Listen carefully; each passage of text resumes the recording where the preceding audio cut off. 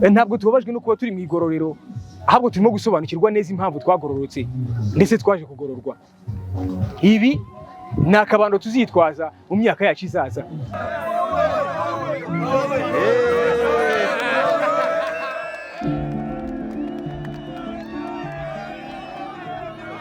Nibyo, ubu butaka igororero rya Rwamagana ruherereyeho nk'uko ubutaka bwose bwari ubw'umwami, ubu nabwo bwari ubw'umwami Mutara wa gatatu Rudahigwa. Uyu akaba afite umutware muri Rwamagana witwaga Rwabutogo. Uyu Rwabutogo nawe akagira umutware kuri buno butaka, uyu akaba yitwaga Segikwiye. Uyu Segikwiye mbere ya 62 niwe wari kuri buno butaka, ari nawe butwara nyine. Nyuma yaho gatoya mu mwaka 1962 ubutaka bwaje gushyirwaho ikigo kireberera imfubyi. Izi mfubyi nazo mu mwaka 1977 byaje guhindurwa, hashyirwa centre d'accueil abakobwa bitwaye nabi cyangwa se abitwaga ibihomora. Aba ndetse baza kuba bagororerwa ahangaha kugera mu mwaka 1982. Ibi byaje guhinduka, abakobwa bari mu rugo bakurwa ahangaha. Iki gihe cyose hari hataritwa gereza. Mu mwaka 1982 mu mpera z'ukwezi kwa 12 aha nibwo hatangiye kugirwa centre y'abantu babo gateganya kujya kuburana ku rukiko rukuru rwa Ngoma, maze bagacumbikirwa ahangaha. Nyuma yo gucumbikirwa bakaza kuhakurwa n'imodoka ishinzwe gutwara abanyururu. Ni mu gihe cyashize nyine bakabageza ku rukiko rwa Ngoma aho bakurikiranaga imanza zabo, maze bamara gukatirwa bagashyirwa muri gereza ya Ngoma. Byarakomeje kugera mu mwaka w'1994 aha nyine hitwa gereza bya nyabyo na RPF Inkotanyi. Nyuma yuko RPA izi ngabo zimaze gufata ubutegetsi zahinduye byose, aha nta gereza yahabaga, hari uburyo gusa bwo gufasha abantu kugira ngo babashe kujya aho baburaniraga. Ibi byaje guhinduka hitwa gereza. Kuva mu mwaka w'1994 hatangiye gufungirwa abakoze ibyaha bya jenoside kugera mu mwaka w'2008. Mwaka w'2008 aha hahindutse gereza ifungirwamo ibyiciro byose by'abantu, haba abana, abagore ndetse n'abasaza. Ibi byiciro byose icyarimwe byarahafungiwe kugeza mu mwaka w'2014 ndetse n'ibyaha bisanzwe ibyo bitwa duwakome. Mu mwaka w'2014 byaje gutandukanywa, maze hafatwa abagore bajyanwa muri gereza ya Ngoma, abana nabo berekezwa i Nyagatare, maze iyi gereza ihinduka gereza y'abagabo gusa ya Rwamagana. Kuva icyo gihe umuntu yategaga imodoka yakwerekeza mu gace bita Nsinda k'i Rwamagana, bakamubaza batugiye kuri gereza ya Nsinda, nguko uko gereza yiswe gereza. Ibi uyu munsi byaje guhinduka. Mu mwaka w'2022 ACS iza gutangaza ko ibyitwaga amagereza byose mu gihugu cy'u Rwanda bihindutse amagororero, birahindurwa kuri buri kimwe. Abantu benshi bakomeza kugira urujijo, batahari ni uguhindura amazina gusa n'inyandiko zari ziri ku cyapa cyarangaga icyo cyapa nyine. Ntabwo ari byo.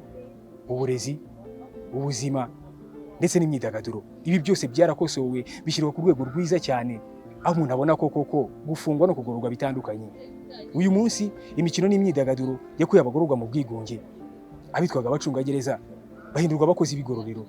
Abatinywaga Rwagitinywa bitwaza imbunda, abagororwa bababona bakagira ubwoba, bahinduka bagenzi babo, baba inshuti kugera n'ubwo bisanzura bagakina imikino itandukanye, basketball, football ndetse n'ibindi. Ubu bwisanzure butuma umugororwa yumva ko atakiri umufungwa, ahabwa uburenganzira kugeza no kubwitangazamakuru, freedom of speech, aho umugororwa abasha kuvuga ijwi rikagera aho rishaka kugera hose, akavuga mu bwisanzure bwe, akavuga ubuzima bwe, agasobanura byose. Ibi byose ni ibitandukanye igororero na gereza. Uyu munsi wavuga ku bijyanye na sport ntiyasoza. Ubuzima na sport ni ibintu bigendana nk'ishati n'ibipesu. Ubuzima butarimo sport bumeze neza nk'abaturage ba Iran batewe na Leta Zunze Ubumwe za Amerika. Mu gihe ubuzima buvanze na sport utabutandukanya neza n'umutekano w'igihugu cya Major General Paul Kagame. Birumvikana ubuzima butarimo sport buba buri mu kaga. Ubuzima bufite sport ni ubuzima bwuzuye. Umusore w'imyaka 30 ubarizwa mu igororero rya Rwamagana ajyanye n'icyo gihe nyine afite cy'imyaka ye. Umugereranije n'umusore udakora sport uri mu buzima bw'akaga nk'ubu ngubu, yaba ameze nk'umusaza w'imyaka 90.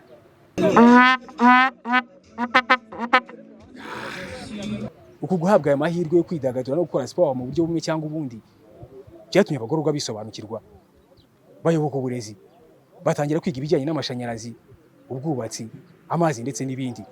Ibi byose byagizwemo uruhare na RTB, Rwanda TVET Board. Iyi yaje gushyira akaboko muri ACS, maze barafatikanya kugira ngo haboneke umugororwa wa nyawe. uyu munsi byagezweho nta tandukano riri hagati ya certificat yafatiwe muri ATB yo hanze cyangwa se mu Igororero, byose ku isoko ry'umurimo binganya agaciro.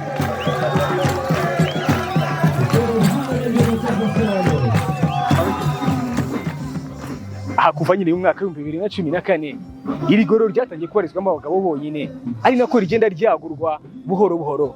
Aha hagurwaga imbibi zaryo nyine bitewe n'ubwiyongere bw'abantu babaga barimo. Birumvikana ukugabanyuka kw'abagore berekeje muri gereza ya Ngoma ntabwo byatumye umubare w'abarizwa mu Igororero ugabanyuka, kuko abagabo nyine barushijeho gukomeza gufungwa nabo.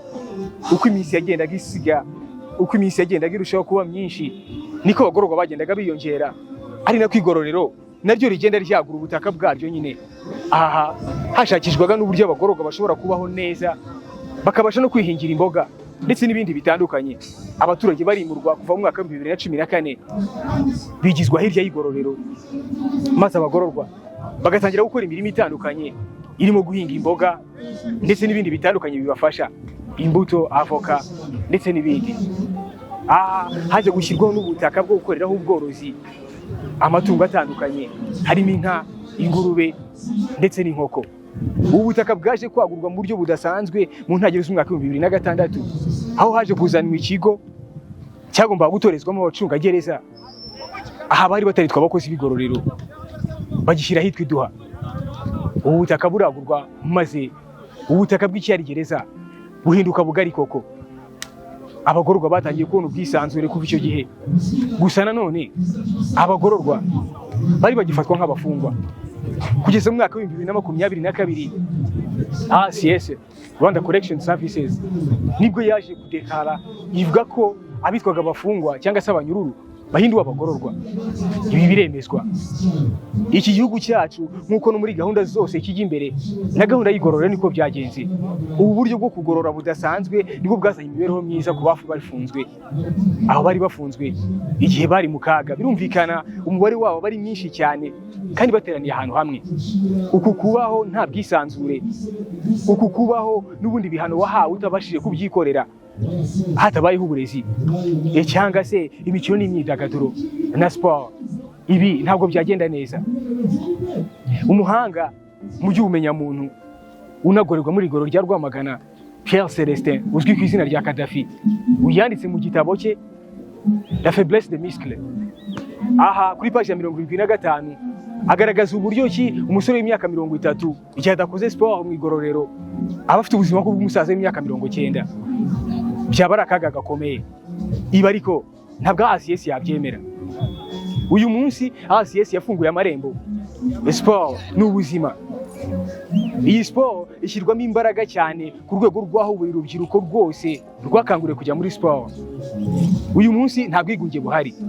Imikino n'imyidagaduro mu Igororero rya Rwamagana biri ku rwego rwiza rwose, kugeza ubwo abakinnyi bakinira Igororero, aba n'abakozi b'Igororero nyine, bahura n'abagororwa maze bagatera agapira, ibyishimo bikaza kakahava.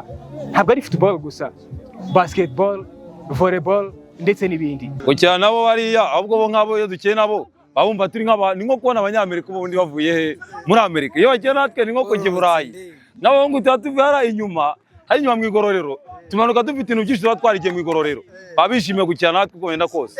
Icyo cyizere cyonyine kiba gihagije. Ibi uwavuga ko ari uburyo budasanzwe bwo kugorora ku isi, ntabwo yaba habanyije n'ukuri.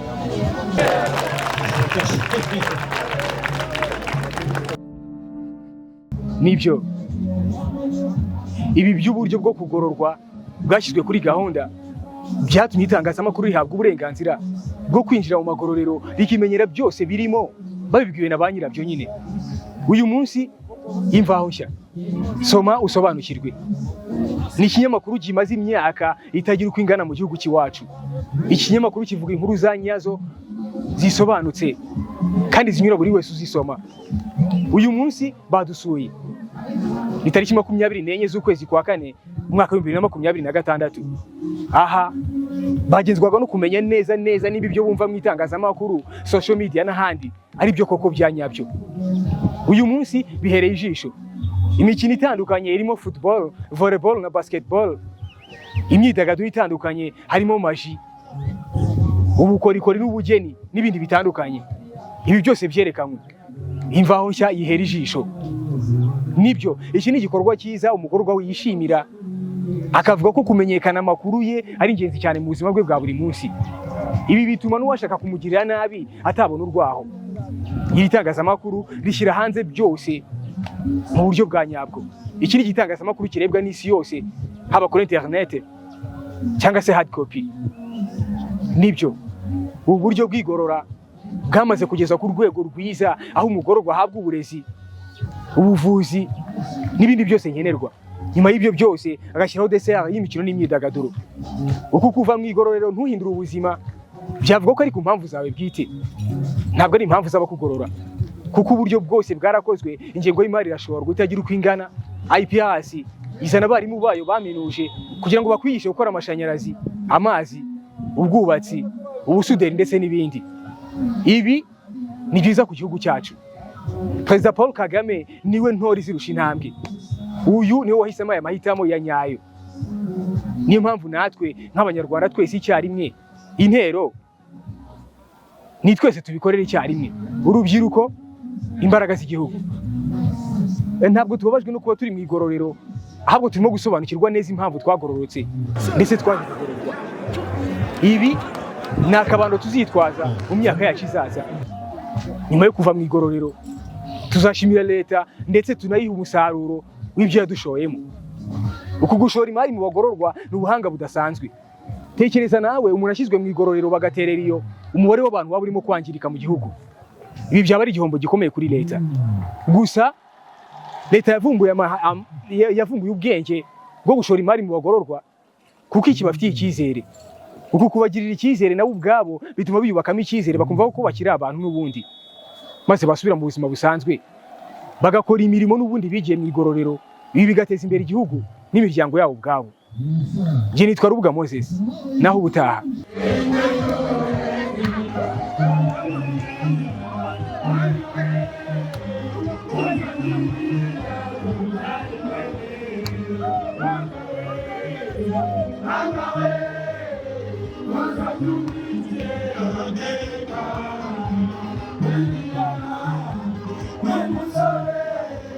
When